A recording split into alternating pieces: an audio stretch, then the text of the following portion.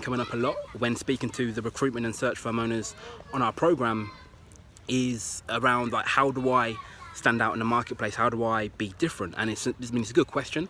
I think for any recruitment or search firm, if you don't stand out, you end up being ignored, or you end up just competing on price. So it's important that you know how to separate yourself from everyone else in the market, and how to separate yourself from your main competitors. Because as we all know, the moment that you start a recruitment or search firm, the cost of entry is really low, which means it's good in one sense, but it means that lots of people are coming into the market all the time.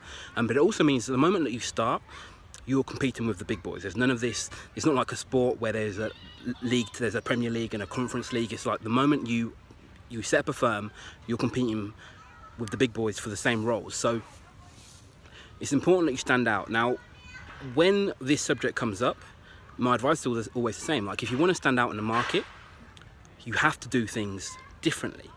That goes for your pricing, your website, your LinkedIn profile. Everything you do needs to be different. I mean, it's sort of common sense. You can't say that you want to be different and act the same. But I always get sort of pushback. Oh, no one in my industry does that.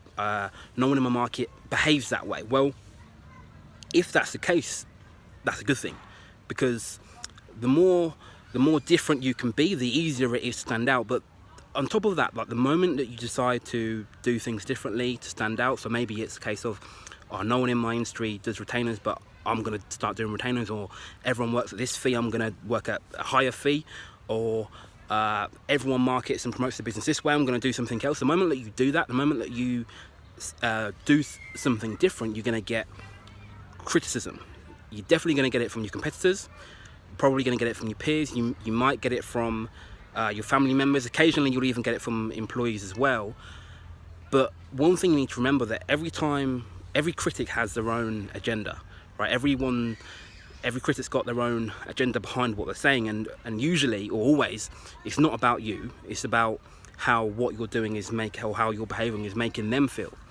So you really have two choices. Either you try and please everybody else and end up looking the same as every other firm in your sector or your niche, or you go against the grain, you go against what they're saying, you ignore the critics, and you do something different. Now, if you're okay with that and you're open to doing that, then click the link in this post. We've got a free online training that shows you how to get more high quality, high ticket clients come into your firm without having to chase them. So click the link in this post now and join that free training.